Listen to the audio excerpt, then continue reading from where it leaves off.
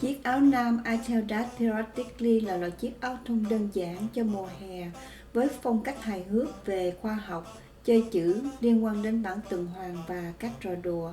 Rất thích hợp làm quà tặng cho ngày của cha, đặc biệt nếu người cha đó yêu thích khoa học hoặc có tính hài hước.